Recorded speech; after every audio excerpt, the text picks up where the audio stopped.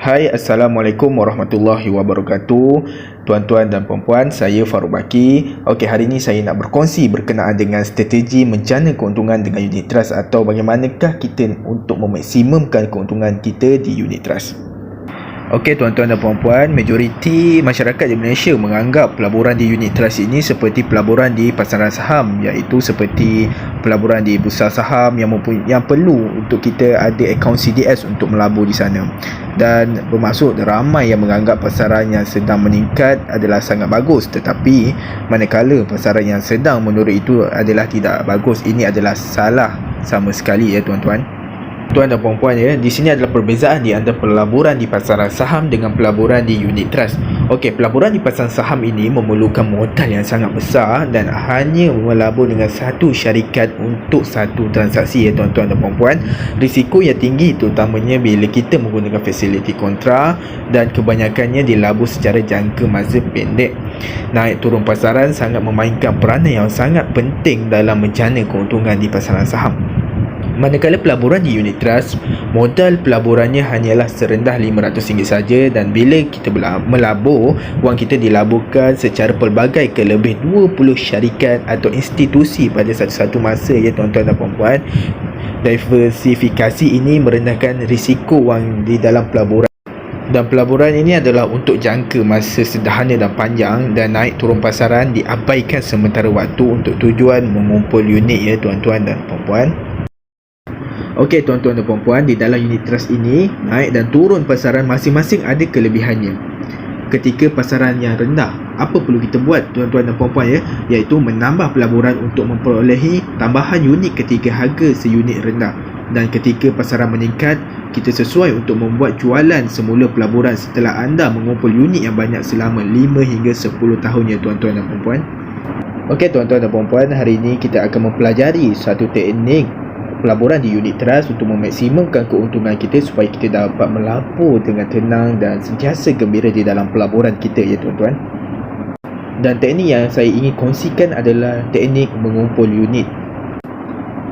Dan selepas kita memahami teknik mengumpul unit di unit trust, kita akan kekal tenang dan ceria walaupun keadaan situasi ekonomi meruntuh ya tuan-tuan dan puan-puan. Okey tuan-tuan dan puan-puan, kita akan menggunakan satu simulasi penyata pelaburan sebenar. Okey, ini adalah penyata pelaburan klien kami iaitu PC IMB. Beliau menggunakan akaun 1 KWSP untuk melabur di unit trust. Okey, nilai pelaburan asal adalah RM31,000 dan di akhir pelaburan beliau adalah RM88,000. Banyak tak tuan-tuan? Daripada RM31,000 ke RM88,000, iaitu kita boleh kira sebanyak 185.9% selama 15 tahun. Banyak tak tuan-tuan? Bagi saya banyak ni tuan-tuan ya. Dan kalau kita bandingkan dengan pelaburan-pelaburan di luar sana, 185.9% selama 15 tahun ni adalah banyak ya tuan-tuan dan puan-puan. Dan kalau boleh kita kira untuk setahun adalah 12.4% setahun. Banyak tak tuan-tuan? Banyak kan? Mana ada pelaburan yang boleh bagi 12.4% setahun kan? Banyak. Bagi saya sangat banyak ni tuan-tuan. Okey tuan-tuan dan puan-puan, kalau boleh kita lihat pada tahun 2000, pengumpulan unit dari asalnya hanya 2,617.88 unit menjadi 65,000 ya tuan-tuan.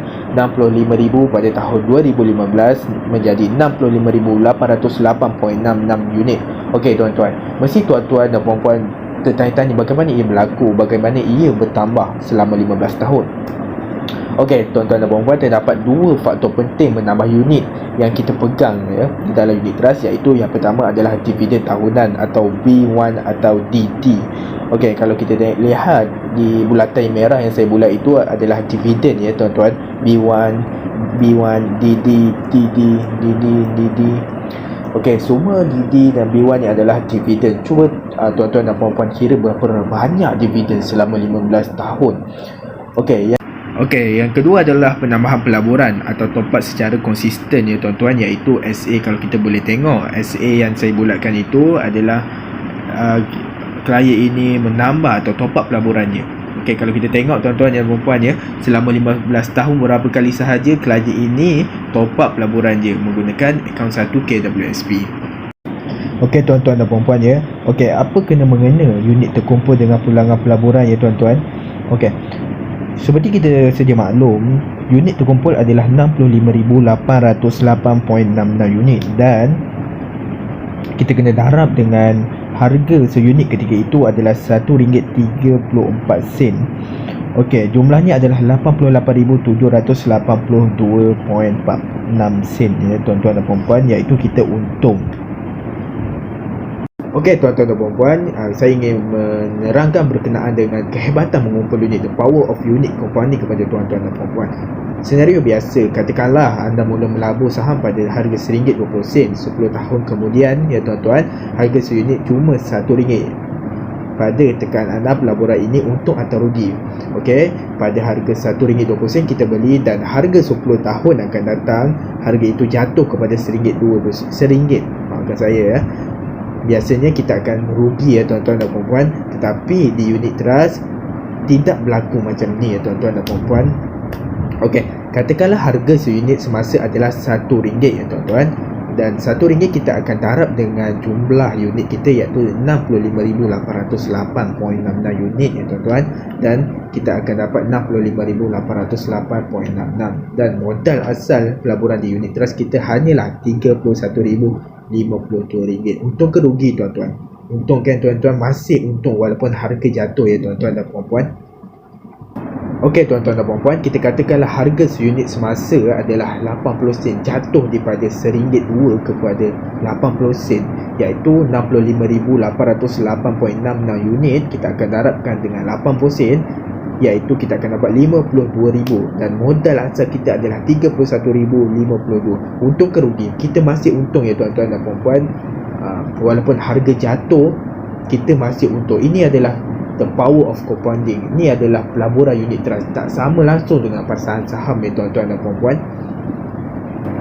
Okey tuan mesti ada berfikiran macam ni kan. Bolehlah pelabur ini tak mengalami, tak ada covid, tak ada masalah ekonomi, tak ada krisis ekonomi yang berlaku macam sekarang. Mesti tuan ada fikir, atau tuan-tuan dan puan-puan berfikiran macam ni kan. Bolehlah kan, macam tu. Okey, sebenarnya tuan-tuan dan puan-puan, ada berlaku krisis ekonomi semasa pelabur ini melabur ya tuan-tuan, iaitu sekitar daripada tahun 2000 hingga tahun 2016 ada keadaan ekonomi, kegawatan ekonomi atau krisis ekonomi yang berlaku, iaitu ekonomi merosot pada tahun sekitar 2006 hingga 2008 ya tuan-tuan dan puan-puan ya. Tahun 2006 harga seunit drop daripada RM1 ke 0.66 sen seunit ya tuan-tuan. Tetapi kerana beliau pelabur ini memahami dan yakin untuk terus mengumpul unit dan mengabaikan situasi ekonomi semasa ya tuan-tuan, maka beliau menjana keuntungan yang sangat memuas hati itu.